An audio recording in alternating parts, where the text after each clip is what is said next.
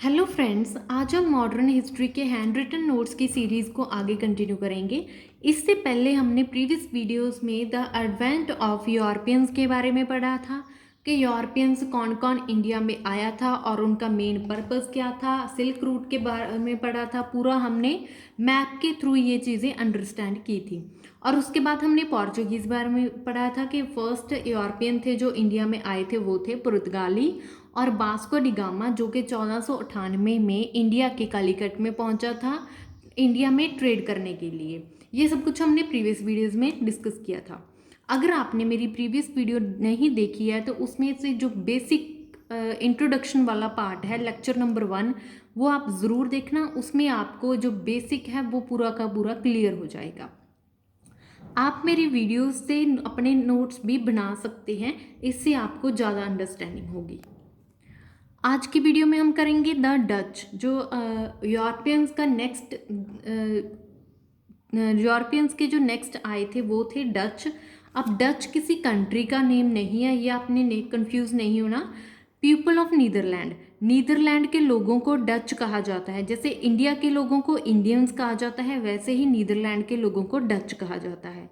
Second Europeans came in India, Dutch थे जो ये सेकंड यूरोपियंस थे जो इंडिया में आए थे। पहले थे पुर्तगाली, पोर्चुगीज़, और इनका पर्पस था कमर्शियल इंटरेस्ट। मतलब ये ऐसा नहीं है कि डच का ऐसा कोई मकसद हो कि इंडिया में रूल करेंगे, साम्राज्य करेंगे, यहाँ पे एक्वायर करेंगे।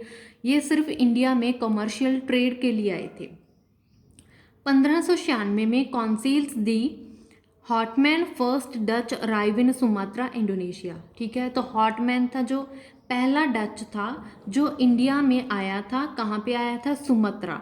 सुमात्रा क्या है? इंडोनेशिया का एक आइलैंड है जिसे सुमात्रा कहते हैं, जिसका नाम सुमात्रा है। तो ये यहाँ पे आया था। अब देखो आगे भी आप देखना कि जो डच लोग थे इनका ज़्यादातर इंटरेस्ट इंडोनेशिया में था, कि ज़्यादातर इंडोनेशिया में ही आते थे। यहाँ से इंडोनेशिया में स्पाइसेस थे, तो ये स्पाइसेस का ट्रेड है जो ज़्यादातर करते थे, इसीलिए ज़्यादा इंडोनेशिया में आना चाहते थे। इन 1595 में 4 Dutch came India via Cape of Good Hope. अब केप ऑफ गुड होप की जो डिस्कवरी थी वो की थी वास्को डी गामा ने, जो कि एक पुर्तगाली था। तो पुर्तगालियों ने भी केप ऑफ गुड होप को अपनाया था, और इसके बाद जो डच थे वो भी इस रूट से आना चाहते थे। सिल्क रूट को बंद कर दिया गया था क्योंकि सिल्क रूट बहुत ज़्यादा कॉस्टली पड़ता था। वहाँ पे बहुत सारे समुद्री लुटेरे थे जो आधा सामान वहीं पे लूट लेते थे। इसके बाद है Dutch East India company formed in 1602। तो 1602 में जो ईस्ट इंडिया कंपनी बनी थी, डच ईस्ट इंडिया कंपनी, और इन्होंने डच ईस्ट इंडिया कंपनी ने जो 1605 में फर्स्ट फैक्ट्री लगाई थी मसूलीपट्टनम आंध्र प्रदेश में। यहाँ से एमसीक्यू क्वेश्चन बनता है कि जो डच के द्वारा पहली फैक्ट्री थी वो कहाँ पे लगाई गई थी? फर्स्ट फैक्ट्री मसूलीपट्टनम आंध्र प्रदेश में लगाई थी। उसके बाद है कि Dutch East India Company granted 21 years charter by Dutch parliament. अब डच की जो पार्लियामेंट है, डच की जो सरकार है, उसके द्वारा डच ईस्ट इंडिया कंपनी को 21 साल का एक चार्टर दिया गया था, जिसमें कहा था कि आप चाहे वॉर करो, चाहे युद्ध करो, ट्रीटीज़ करो, कुछ भी करो, लेकिन इंडिया के कुछ टेरिटरीज को एक्वायर करो, इंडिया के कुछ एरिया को एक्वायर करो। ठीक है, अब ये था कि पहली फैक्ट्री लगी थी मसूलीपट्टनम में, बाकी की जो फैक्ट्रीज थी वो कहाँ पे लगी थी? तो पुलिकट, कोचीन, बालासोर, सूरत, पटना, नागापट्टनम, करिकल एंड चिनसुरा में। यहाँ से भी क्वेश्चन बनता है कि बाकी की जो अदर फैक्ट्रीज थी वो कहाँ पे लगी थी। अब आगे था कि इंडिया के लिए एक टफ कंपटीशन बन चुका, डच के लिए इंडिया में आना एक टफ कंपटीशन बन चुका था, क्योंकि साथ के साथ ब्रिटिश ईस्ट इंडिया कंपनी भी आ चुकी थी। ठीक है, and British East India company ने अपना जो बेस था वो इंडोनेशिया में स्थापित कर लिया था। अब battle of Chinsurah, battle of Bidara, battle of Hooghly, इन तीनों का सेम ही मीनिंग है। आपको किसी भी नेम से एग्जाम में पूछा जा सकता है। Battle of Chinsurah, battle of Bidara and battle of Hooghly, जो कि 1759 में हुई थी। किसके बीच में हुई थी? Between British East India Company and Mir Jafar. Mir Jafar को डच के द्वारा असिस्ट किया जा रहा था। ठीक है। दूसरी साइड थी ब्रिटिश ईस्ट इंडिया कंपनी, और दोनों में से जो जीत थी वो हुई थी ब्रिटिश ईस्ट इंडिया कंपनी की। ठीक है।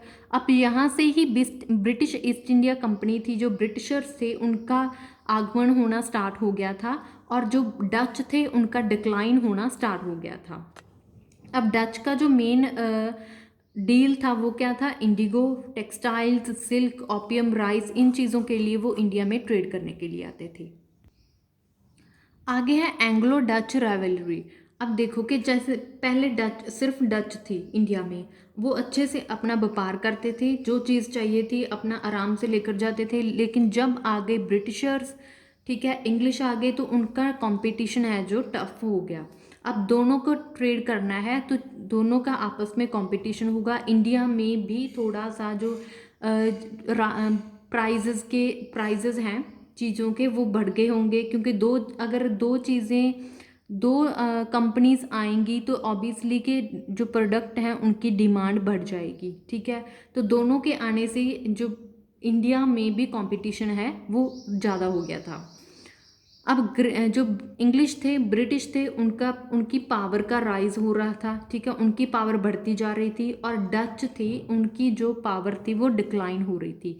डच के लिए एक चैलेंज बनता जा रहा था कमर्शियल इंटरेस्ट, क्योंकि ट्रेड करना एक चैलेंज हो गया था डच के लिए, क्योंकि इंग्लिश की जो पावर थी वो ज़्यादा हो रही थी। अब जो डच थे वो उनका ज़्यादा इंटरेस्ट इंडोनेशिया में था, लेकिन ब्रिटिश ने भी इंडोनेशिया में अपना कुछ ना कुछ जो सेंटर था, ट्रेड था, वो स्थापित कर लिया था। 1660 में ब्रिटिश एंड जो डच हैं दोनों का एक एग्रीमेंट होता है। ठीक है। British agreed to withdraw all their claims on Indonesia. British ने एग्री किया कि हम इंडोनेशिया में से जितना भी उनका एक्वायर है, ठीक है, जो भी कुछ है इंडोनेशिया में, वो सब कुछ विदड्रॉ कर लेंगे। And the Dutch retired from India, and जो डच हैं वो इंडिया से चले जाएं। मीन्स ब्रिटिश का ये था कि ब्रिटिश चाहते थे कि इन जो डच है वो इंडिया से चले जाएं, हमें पूरा का पूरा इंडिया दे दें, और हम इंडोनेशिया छोड़कर डच को पूरा का पूरा इंडोनेशिया दे देंगे। इट मीन्स कि जो ब्रिटिश है उसके पास पूरा का पूरा इंडिया आ गया था। ठीक है। क्योंकि यहाँ से डच चले गए थे, और जो इंडोनेशिया था वहाँ से ब्रिटिश चले गए, और पूरा का पूरा जो इंडोनेशिया था वो डच के पास आ गया था। दोनों ने अपना अपना जो कंट्री है उसको एरिया है उसको डिवाइड कर लिया था कि डच इंडोनेशिया से ट्रेड करेंगे और ब्रिटिश इंडिया से ट्रेड करेंगे। इससे क्या होगा कि इन दोनों का कंपटीशन कम हो जाएगा, दोनों के लिए ट्रेड करना इजी हो जाएगा। आज का जो वीडियो था, लेक्चर था हमारा, यहीं तक था। आज हमने पढ़ा है डच के बारे में, जो कि एडवेंट ऑफ यूरोपियंस का ही पार्ट था। यूरोपियंस की सेकंड कंट्री थी जो इंडिया में आई थी, डच।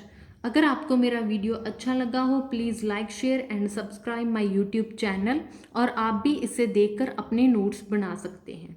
Thank you.